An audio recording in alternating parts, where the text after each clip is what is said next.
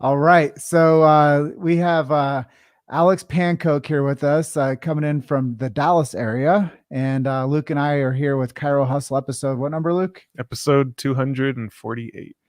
Great. And really excited to have you here today. I know you haven't been out of chiropractic school for a whole long time, but I know that it takes a lot to become a doctor. And I'm really excited to share your story with our audience today. So if you could just kind of open up the conversation with us today, like we always do on the Chiro Hustle podcast, sharing your chiropractic story and what got you into the chiropractic profession. Yeah, thank you. I'm so excited to be on today. I want to say thank you for that first off, but my chiropractic story. So I first heard about chiropractic when I was in high school, and one of the great speakers, Dr. Dan Sullivan, his brother was my anatomy teacher in high school. And one day he just said, "Hey, we're going to have my brother come in and he's going to talk to you guys about the nervous system." And Dan came in, and I guess he was a new grad. I didn't realize it, but did his thing. And I was like, oh my gosh, that's exactly what I want to do. I want to help people. I want to do all these things. And then I went to college, went towards exercise science route. I thought I was going to become a physical therapist. I had people kind of try to talk me out of chiropractic. Then I started shadowing PTs and I was like, I don't want to do that. That seems kind of boring to me. And then I went into a couple of different spaces and then finally came back to realizing I was like, you know what, I know a lot of things, but I don't know a whole lot of things. And I feel like I could help people a lot better doing something at a higher capacity than personal training and corporate wellness, which was what I was in. And so we started looking around. My husband grew up receiving chiropractic care, and he said, you should really consider that again. And that's what happened. We said, okay, let's go ahead. Let's go to chiropractic school. And I applied to 3 different schools, prayed about it, and we said, wherever my husband gets a full-time job is where we're going. And so that's where we went. He got a full-time job by the end of the week, actually, of us applying to schools and jobs. And we were like, okay, God is definitely saying, go there, do this. And then within 2 tries, my husband was looking. He's like, you know what? I think I could do that too. And he started chiropractic school right behind me. That's such a cool story that you guys are both now chiropractors. Yes. And I had never experienced chiropractic myself until I was in college. And I had an amazing experience. I went in for some hip pain. My boyfriend at the time, my husband now, was like, you should go get adjusted. And, you know, not only was I out of pain, I noticed a few months later that I didn't have asthma anymore. And I didn't have, you know, I just felt better overall. I had already been eating well, exercising, doing all the right things, but I didn't realize like the whole other level of optimum function that could be there by being adjusted. So what would you say are some things that make you unique as a chiropractor? After looking at your bio, you have some pretty interesting other areas of study. So maybe you could tell our audience a little bit more about how you practice. Yeah, so I work in the perinatal field, but I very much specialize in working with moms postpartum after they've had their baby and helping them to recover. I had a really rough birth experience with my first son while I was in chiropractic school. And so that led me to looking into how I can better prepare my body, how I can better recover postpartum. And with my second pregnancy, I was already out and I was seeing patients, but I was exhausted and I was doing all the things and I felt like I was going to hurt myself.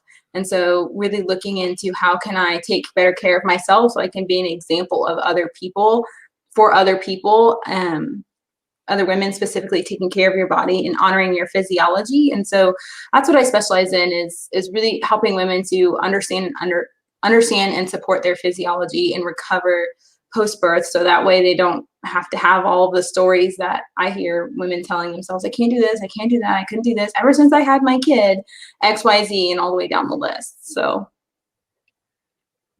Well, it's really cool to hear that you found your niche and how you want to support people and how you want to help moms out there in the world find their strength again and get them back to a point of stability for their families. Yeah. Thank you. And I know that throughout reading here, it looks like you've done quite a bit of work as an entrepreneur as well.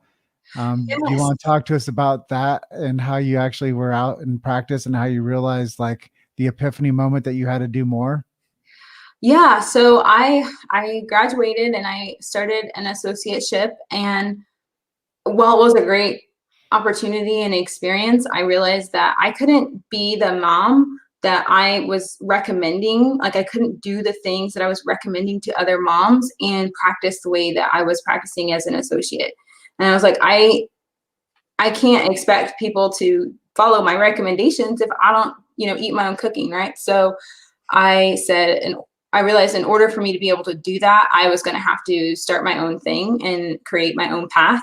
And so I started my practice in a small little room inside of a collective that had another chiropractor, some massage therapists, a couple of other people. And so I just had a little room, and I created this practice that fit around my life and my schedule and my baby schedule. And I was breastfeeding. I breastfed for 3 years.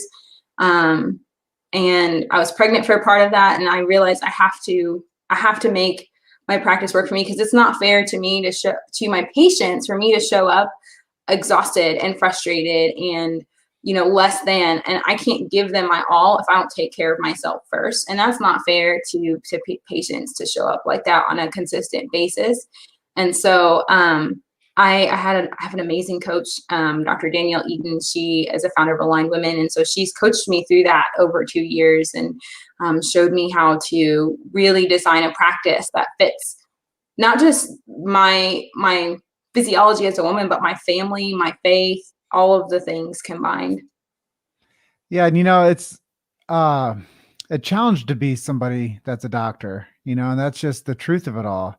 Is people want to talk about the successes around it, but there's also the need for rest and digest, and there's a need for the season of rest. And I think that sometimes people forget to like be humble to their own message. And like you said, if you're not eating your own cooking, then how good is it? And Yeah. then if you're out there, telling people to do it this way, but you're not actually doing that thing yourself, there's an incongruency there. So it's really humbling to hear you say, you know what, I had to get really clear with myself before I could go forward and do what I'm supposed to do as a doctor. And the doctor lifestyle is something that you also have to like, I think there's a lot of pressure to say that you're invincible and you're superwoman, and that, you can't like get a head cold, or you can't like feel like you're not strong enough. And I think that that's a cultural thing too. When it comes to being like a caregiver and a doctor, you can't ever let a patient know that things aren't right. Like, so it's real humbling to hear you talk about your journey, saying, you know what, I was a mom, I was pregnant again, things weren't the best, but I had to like learn how to like manage my life throughout that situation and throughout that growth cycle. So congratulations for finding a coach and finding some clarity along your journey. Thank you. Yeah. And I mean, I feel like I keep learning that lesson to a higher capacity over and over. I know with my first pregnancy, I was doing all the things, getting adjusted, and I ended up having a C-section that I didn't want. My baby was breech, even though I was getting adjusted and doing all the things. But there were other things that I now know that I could have done differently, but didn't know at the time. I was pushing myself too hard is really what it was. So I was pushing myself too hard. I was in clinic. I was coaching CrossFit, and I was coaching TRX, and I was seeing patients, and I was marketing. I was on my feet 24/7. And that was a really humbling experience. And then with my second child, I was like, okay, I definitely am dialing back. That's for sure. But I still realized halfway through, I was pushing myself too hard to try to meet this expectation that really isn't designed for a woman who's who's pregnant. Right. And so I found myself, I was having like a vagal response. I would adjust someone and I would feel like I was going to pass out. And I stripped all the way down to activator, and I still like just clicking the activator was overwhelming to my system. And, I did some energy work and a lot of things there. And I just realized at like 8 months pregnant, I said, I'm done. I'm taking maternity leave early. This practice is not going to come before my family and my kids and my health. And it's really interesting because I see a lot of women who adjust up until they deliver, and then they're back in the office 1 week later. And that's what really spawned my kind of secondary mission, is to help other women in chiropractic start practices that do that support their body and support their families, not just financially, but healthfully, like health and wellness, like actually do what we do as chiropractors and not just jumping back into the saddle without proper healing and rest. And like you said, rest and digest. So, what are some mantras that you live your life by, or maybe some favorite inspirational quotes that keep you fired up? Mantras, I would say really the biggest one, I really love the 4 agreements. And so I kind of go back to that whenever I'm thinking about making decisions and trying to decide what is the right path. And so integrity, being integral with myself, is probably the biggest thing that I focus on and that I try to make sure I'm doing, because I loving service is my first technique, would be my second, probably my second biggest mantra there. Jim Parker said that. And so how can I provide loving service if I'm not in integrity with myself and integrity with other people around me? And so that's my primary goal right there. Yeah, it's impressive to hear, the humbling steps of life. And becoming a doctor, I'm sure you realize the challenges it was to get to that, that level of education. And then coming out into practice, being a new mom, you had to realize what it took to like be the doctor of the present, because I know Edison always talks about the doctor of the future, but when you actually become the doctor of the present, that is your course of life now. And sometimes that's a humbling experience when you're trying to manage, relationship, family, business, and showing people once again that you're strong and nothing can phase you. And you're going to show up regardless of what it is, because you achieved that level of education. And damn it, I'm a doctor, and there's nothing going to stop me from going in and doing my job. And I think that that's also, a badge of honor, but it's also something of a reality that if you're out of congruency with your energy, then you can't help anybody. And, I've always said that I don't want a chiropractor to ever be adjusting me that has financial situation issues, like, because their head's not into the adjustment, it's into the trouble of their finances. And I think that when somebody's clear and they're balanced out, like you are now, you get a chance to actually have reflection. You say, okay, now I can go forward, and this is my soul genius. This is my power zone. This is what I can do.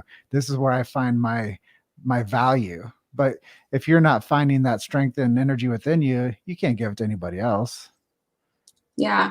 And that's really, I think that's a lesson that we see not just as doctors, but as people in general, like supporting our families, whether we're mothers, fathers, we're children to our parents. How do we navigate this world without taking care of ourselves? And that's the biggest lesson that as chiropractors we're trying to teach people, right? Is to honor the temple that is your body and take care of it. And so, as we kind of talked about, you got to eat your own cooking. So, and I think too, another big mantra that I focus on is progress, not perfection. Like, focus on the progress, because there's so many lessons I feel like I learn every day. I have a 3-year-old who tells me every day I don't know anything. So, understanding that there's just so much more to learn and there's so much more growth, and to be okay with the fact that you haven't made it. Nobody's made it. And I think that's where there's this kind of misconception when you come out of chiropractic school that you made it. And it's like, no, you just got started. So how do you think the world would change if everyone started seeing a chiropractor when needed? I think we would see a big impact, a big change in generational wellness. We talk about generational wealth, but generational wellness is so much more important to me, because, and I think to the world, because somebody who is healthier, not just healthier, they're getting adjusted, they're actually able to use and have access to their full capacity of self-expression.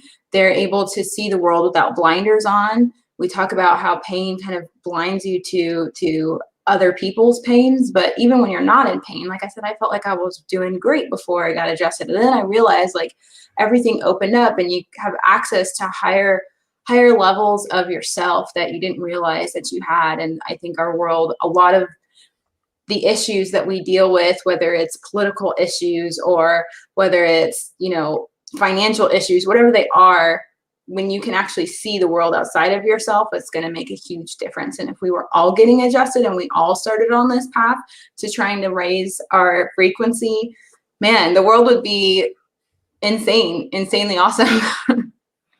Well, it kind of goes on to the whole saying is you either make time for health or you'll make time for sickness. Mhm. And a lot of people just don't know that paradigm. They don't realize that if you don't make time for health and you don't invest in your health, then you will have to invest in your sickness later. And I love the profession of chiropractic because chiropractic teaches people that we can have healing hands and we can touch you and we can help you. And I think that that's very unique and honest when it comes to the world of doctors, because so many times it's hands off. Let me put the sterilization on over my hand before I do an exam with you. Chiropractor, like, come in here, let me do the oswestry, let me do the, whatever it is, let me do your strength testing, let me do this, and it's hands on, and it's a healing art. And I think that's the part where the human touch really could set people free. And so many times we don't even hug each other or we don't know how to embrace each other. But chiropractic is so beautiful and unique. It's a caregiving profession, and it's what could really set people free, because many times people walk through their entire day and no one touches them meaningfully. Mhm. And the chiropractic adjustment's a very specific thing with a lot of meaning behind it and a lot of intention into it. And if people just got that from young age to, the rest of their life, I think it could have a huge transformation on what you call generational wellness. And I really believe generational wellness would be something that would become very popular if people knew how important it was. Yeah. And I think too, we in our culture have this kind of mindset that what we do doesn't really affect people as much as we realize, especially our family. We look at epigenetics and we look at even just mothers who carry daughters. A mother who is carrying a daughter when she's pregnant is creating the eggs for the next generation. She's carrying her granddaughter and grandchildren at the same time. And so as a mom, that's a big responsibility to take on and understand that you are affecting not just your kids and the choices that you make, you're directly affecting your grandchildren if you're carrying a daughter. But we even see epigenetically the changes that happen when people start making positive or negative, but positive changes to their system and how it affects down the road. And so I think we also have to realize it's more of a responsibility than we think to just take care of our own health and wellness. So where do you see chiropractic finding itself in the next 20 years or so?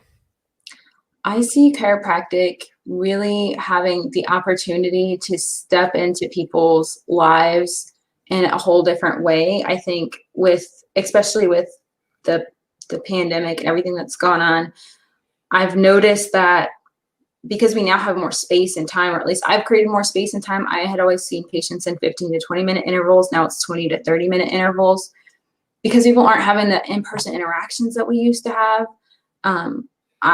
I have deeper interactions each time I work with a patient. It's not just about the primary level of, are you out of pain? Are you feeling better?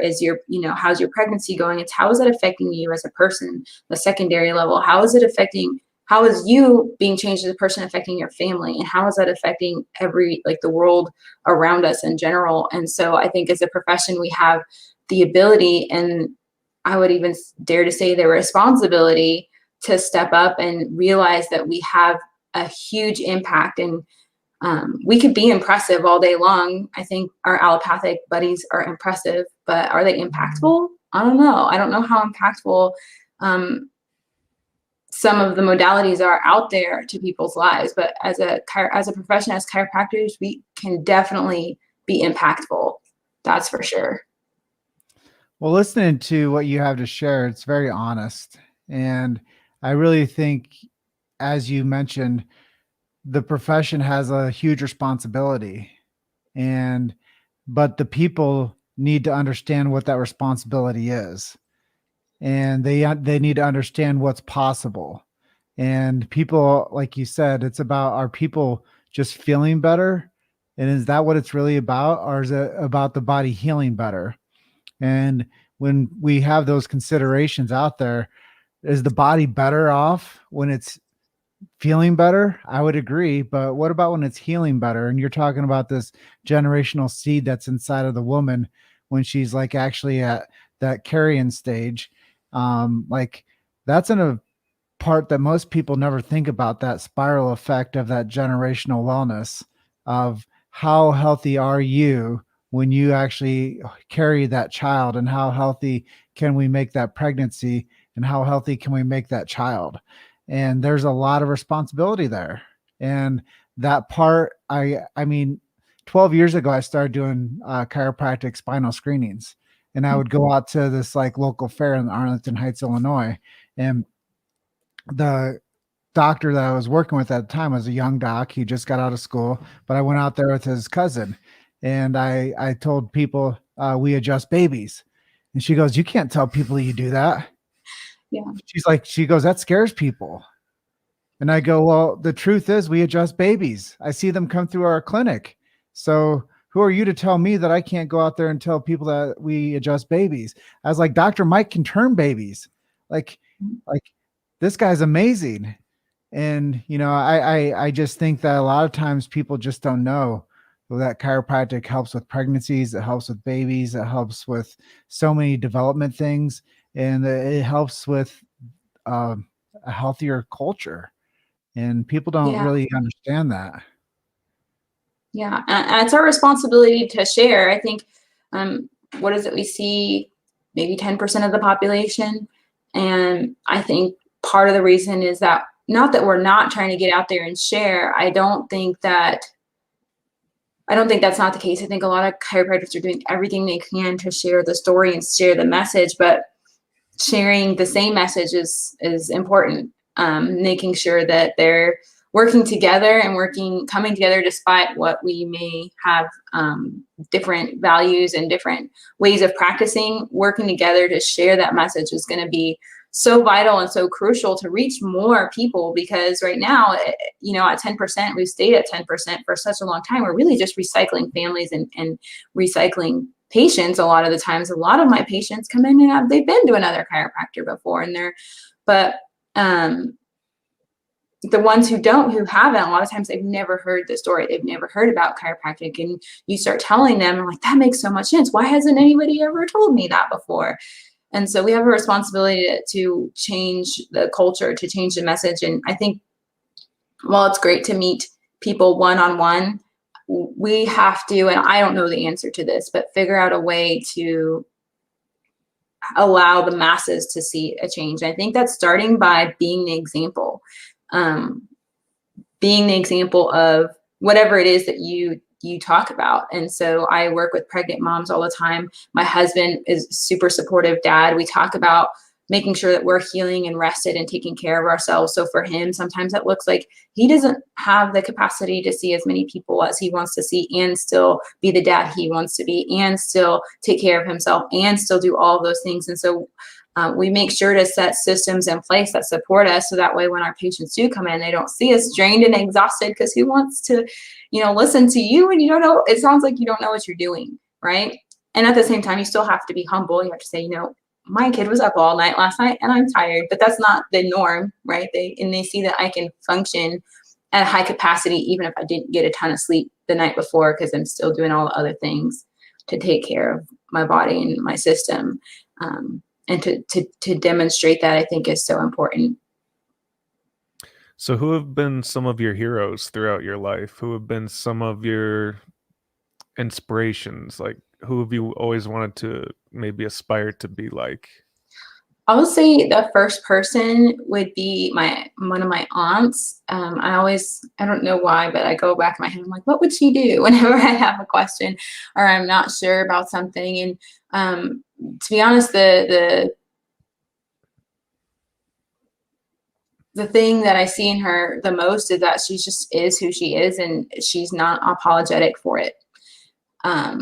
She was the mom who was like the crunchy, quote unquote, crunchy mom before it was cool. And she was like, I'm making these choices for my family, and if you don't like it, then too bad. Like, go over there and worry about your own problems. Like, she just is who she is. And so she's definitely been a big inspiration for me in that capacity.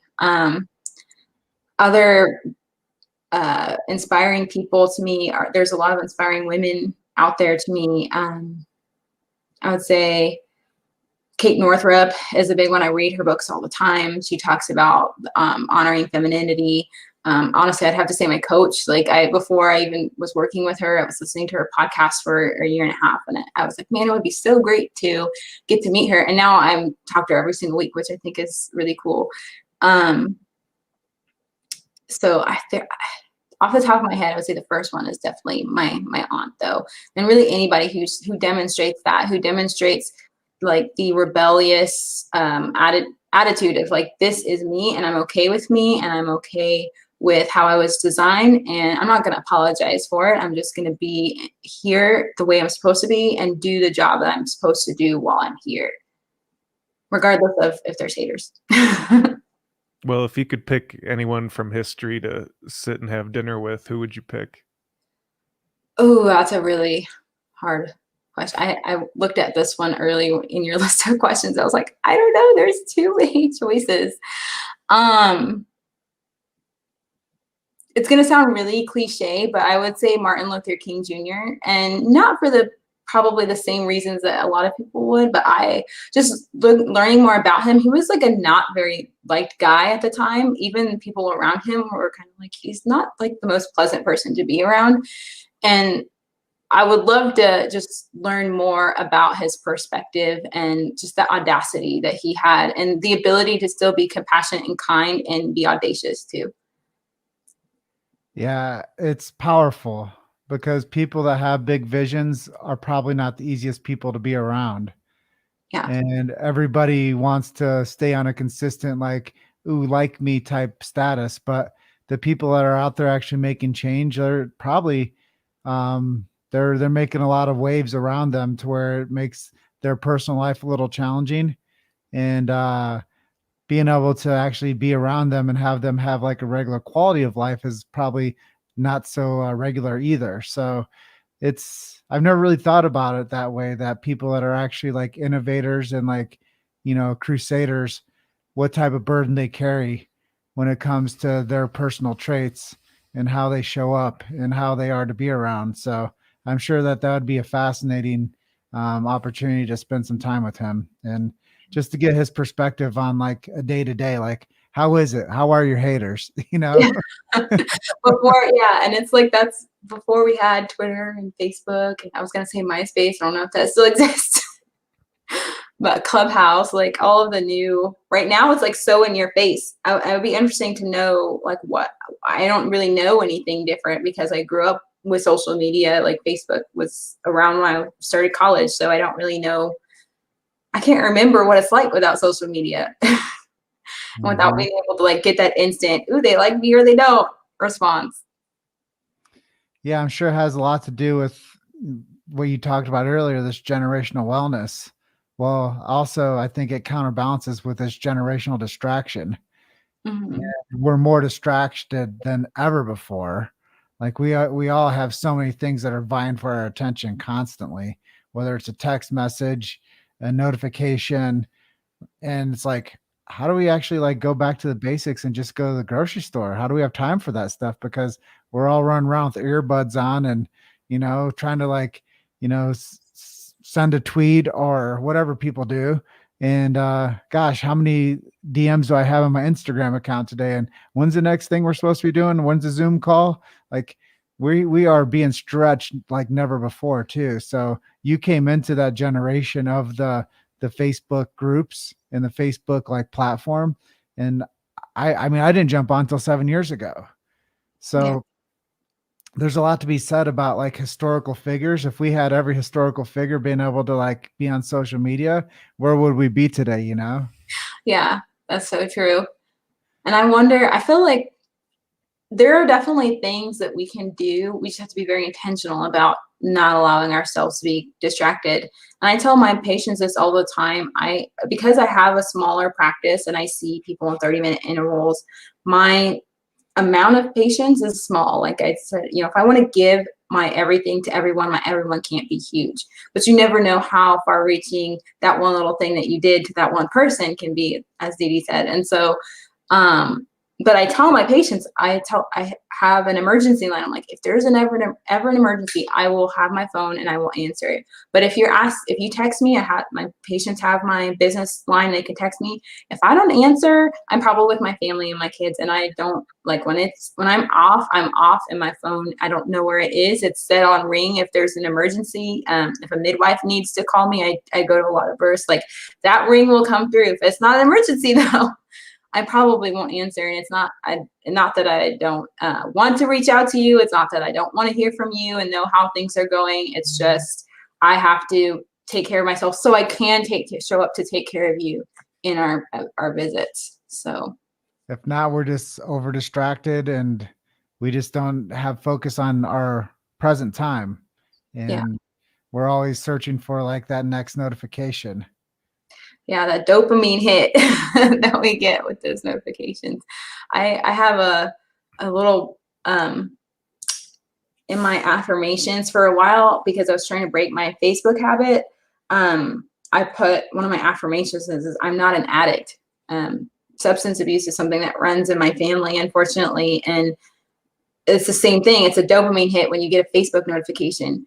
And so I had to say, I don't want to be addicted to my phone. And I had to say that over and over again. I'm not an addict. I'm not an addict. I'm not an addict, even though people wouldn't consider that potentially like something that you would need rehab or call yourself an addict for. But that was the only thing I think that really made it set in my brain that I don't need to check my phone every 5 minutes, and that the Facebook notifications will be there when I'm ready to see Facebook. And I have time blocks on when I go on Facebook, and when I'm done, I'm done. And every now and then I get stuck in that scroll hole, but I don't want to be there that long. That's not a great use of anybody's time or energy. So I absolutely love your honesty.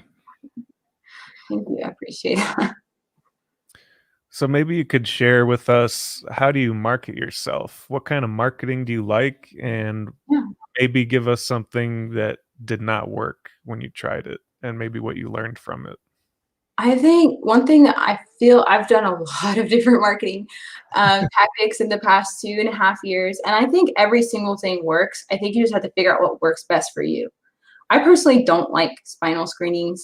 It is not my favorite thing to do, and it's mostly because it's time away from my family that I often don't. I just don't want to be there. It's not that I don't want to reach out to people. It's usually on a Saturday. It's during time that I really would rather be with my family. So it's not my favorite thing to do. But the way that I'm marketing myself right now is I do a lot of Instagram, a lot of organic Instagram reach. I'm also really focused primarily right now on relationship marketing. So understanding and knowing what the different birth professions are and getting to know those professionals in my space. So I work with a lot of doulas. I work with a lot of midwives. I network with them in person, as well as over webcam, and just showing up to their events and showing appreciation to them and what they do, because especially doulas, I think doulas are kind of like the underdog of the birth world sometimes. It's they don't really get as much praise for how amazing they are. They make everybody else look good. And so I do like to reach out and let doulas know how much I appreciate them. And a lot of times that's where I get a lot of referrals from is the doulas in my community. And then I'm also experimenting again with some Facebook ads, learning some different ad strategies, but really focusing on marketing to people's pain points rather than their pain, and marketing to like the deeper levels of why they want change. Not just like, I don't want to be in back pain, or I don't want to do this, or I just want to feel better, but like, how is it going to transform you?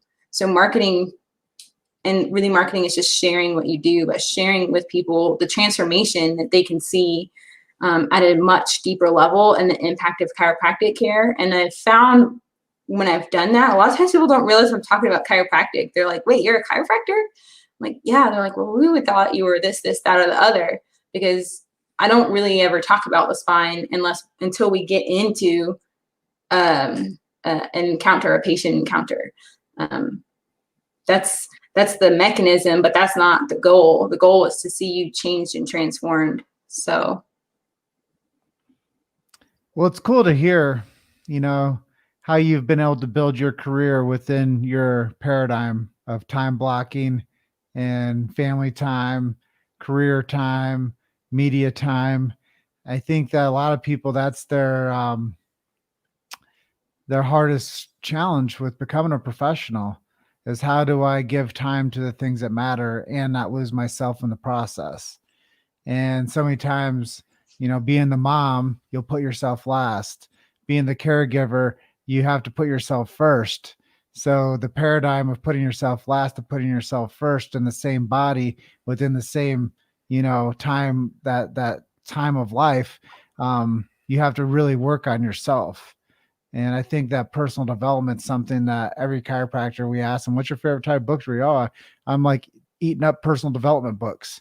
Yeah. And, I listen to this personal development podcast, or I, go to this seminar for this. And, it's always, what can I do to like keep the act sharp? And I think a lot of chiropractors specifically are always wanting to learn more, or their state tells them they have to have so many continuing education credits in order to keep practicing. So there's a lot of personal development, but I think the part that people are really distant from talking about is, what is real life around time blocking and knowing what your limitations are and being honest with yourself. And that's why I think a lot of chiros really struggle in the first 5 years, because they try to be everything for everyone, including themselves. And sometimes they take their eye off the ball when it comes to business. Sometimes they take their eye off the ball when it comes to fitness. Sometimes they take their eye off the ball when it comes to relationships. And before they know it, they have extra cleanup to do because they were trying to be everything to everyone.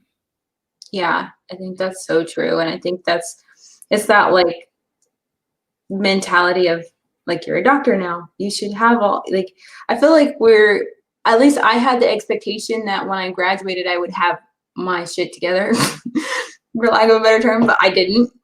That's for sure. And I feel like it seems like it's this like culmination, like it's this point that where you're supposed to like I said, like you've made it, and it's really just the beginning. And I've invested, and I've seen so many other people, and I learned this from example. I think that's, the biggest lesson here is we have to teach people from example. I've learned from example from other successful chiropractors that you invest in yourself, and you invest in not just, your education as far as how to become a chiropractor, but invest in yourself as a person, personal development, courses like that.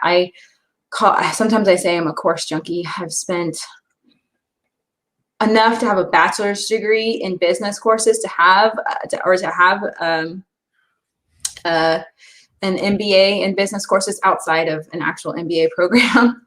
But it's made a huge difference. And the beautiful thing is I feel like having had the opportunity to see other people do that and see what are the different paths to learn how to do things has given me the opportunity to then make that investment back in such a short period of time, which I think a lot of chiropractors are really worried and frustrated about, is how do I make my investment back on chiropractic school? And I mean, it's a lot of money to become a chiropractor, and a lot of us want to make that investment back. So sometimes though, we have to invest in even more education and knowledge to get to that point. I think before we went live, I talked to you about how I thought by becoming a chiropractor, once I had that doctor before my name, I was gonna have this huge paycheck when I started. And I just had this like crazy expectation that going from corporate America and into chiropractic school, I was gonna make a big difference in it. And when I became an associate, that was not the case. Actually, it was the opposite. And so one of the big lesson that I've learned in owning my own business is really valuing the transformation and valuing what I have to offer to people, and in that charging what that is worth. And so I think there's a lot of money issues floating around in chiropractic, at least the school I went to, and in the circles I was in and am still in. There's a lot of money issues around the value of what care is. And when you think about it, it's not just the adjustment that you're providing a transformation or the opportunity for them to have that transformation. And what that has done then is, like I said, I left the corporate world and I was a personal trainer. And one of the biggest things that I noticed when I graduated was I was making more as a personal trainer before I became a chiropractor than I was as a chiropractor. I was like, that doesn't make any sense. I knew like nothing as a personal trainer compared to what I know now. And I like the effect or the effect and the ability to create or to catalyze transformation in somebody's life as a personal trainer is the small fraction to that as a chiropractor. And so I was very frustrated, realizing like I couldn't pay for the things that, like, I couldn't pay all my bills. I couldn't take my kid to the places I wanted to take him. I couldn't do the things that I wanted to do and stay where I was at. And then I needed to adopt a new understanding of what chiropractic care is as far as the value of that care and the value of that transformation. And so that's also been a big change for me as well. And I had a coach who asked me this once, and I was struggling with raising my prices from just a little bit above what everybody else was charging. And I was struggling with that.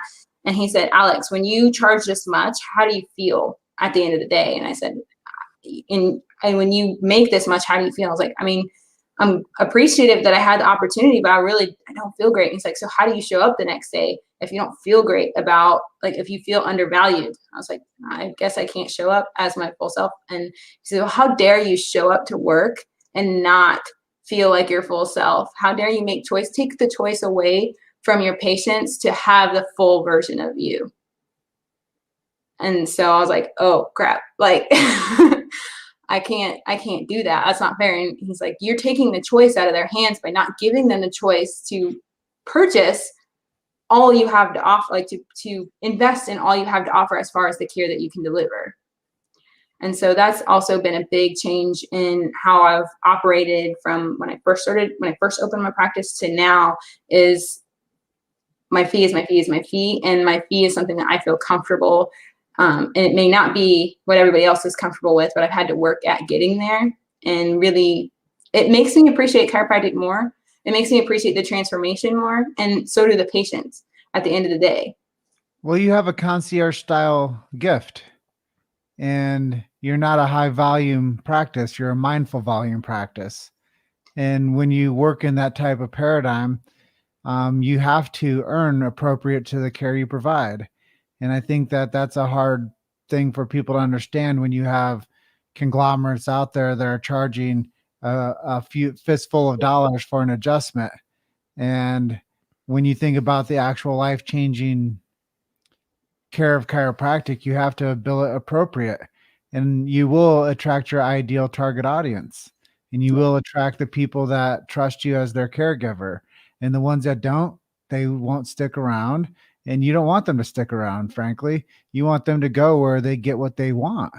And that's the thing about building relationships within a practice model is you will be the go-to for your concierge style practice, and people will keep referring to you, and you'll have the fee schedule that you feel appropriate, and your business will grow.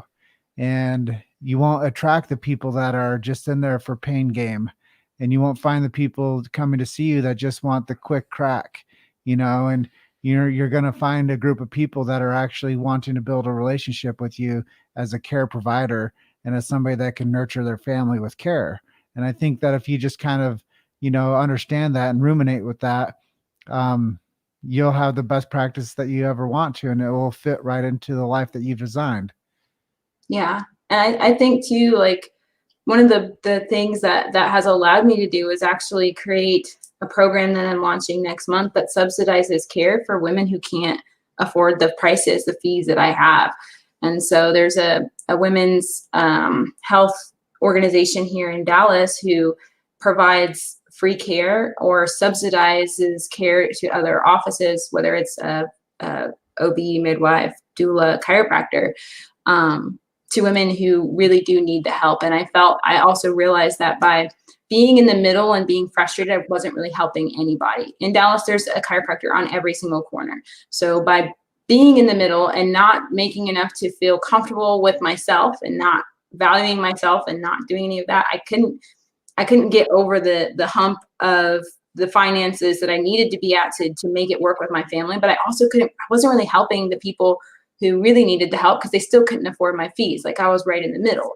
And so by going up and finding the right sweet spot for myself, I was also able to put into my business plan an ability to donate to nonprofits that allow people to receive chiropractic care at a level, at a price that works for them, which could be nothing at all. And I think we need more chiropractors out there who just love to serve and want to work in nonprofit organizations. And I think that there's not enough of us on both sides of that coin. And so I want to support those companies, or not companies, but those nonprofit organizations that do that support chiropractic care, and to people, and offer it to people who can't really get it. And I think there's groups out there that say there's affordable care, but then it's marketed to areas where people probably could spend a little bit more, and not to the areas where there's nothing available to them. So trying to bridge that gap. We talk about like food deserts when it comes to grocery stores. There's chiropractic deserts too. There's places where in Dallas, there's a chiropractor on every single corner in Dallas, and you go to one corner of Dallas, one section of Dallas, and you can't find a dentist, a doctor, a chiropractor, nothing. And a lot of those people don't have transportation. They don't have the ability to drive to a chiropractor. And if they do, now I've got to wait for the bus, and they've got to do, like, it's a lot of work for them to get adjusted. And so I want to change it. I think that's one of our responsibilities. We want to see the world change from our profession. We got to make sure that it's accessible to people. And that doesn't necessarily mean don't charge anything. That means support the people who want to do that. Well, we're just about at the edge of our time, but before we close out, maybe you could let us know, what are some of your hobbies? What do you do for fun when you're not saving lives? And also, what are some websites where people can visit you? Yeah, so I would say one of my hobbies, honestly, is I love business. I'm starting to become so passionate about business and learning more about business. And so I guess learning would be one of my main hobbies. I like to rock climb, although I haven't done it in a while. I'm a little like, I need my hands. Something happens, I can't do a job. So, but I do enjoy rock climbing and just getting out and spending time with my family. But yeah, if people want to get a hold of me or find out more about me, I have an Instagram handle. It's at Dr. Mama Bird. I also, is it okay? Can I share my course on here? Sure. I do have a course for chiropractors who are starting up, who are wanting to learn how to open a small concierge style practice that allows you to make a consistent $8K a month while working part-time or working low volume, whatever that means to you, and allows you to live that lifestyle that allows you to be the chiropractor, the doctor, and be the mom or be the person that you are saying that you want your clients to be, right? To have have the ability to do those things as well. And so the course is called Practice the Remix. And you can find more information about it if you just go to my Instagram and you click my campsite bio there. There's more information there for the course as well. That's really cool that you're teaching and helping and facilitating, and you're walking the walk and talking the talk. So it's really cool to have you on our show today. I appreciate it. Yeah, I'm so grateful that I was able to connect with you via Clubhouse, and I'm so appreciative for the opportunity to be on here and to share what I do. Yeah, I think that a lot of people are going to glean from your position within the chiropractic profession, and I'm looking forward to seeing you continuously develop as the businesswoman that you want to be, the mom that you want to be, and most definitely the chiropractor that you want to be. Oh, thank you so much. I appreciate it. Well, thank you for being our guest today, and we just want you to enjoy the rest of your afternoon. You too. Enjoy your adjustments, guys. All right, Bill. Talk to you soon. Thanks. Bye.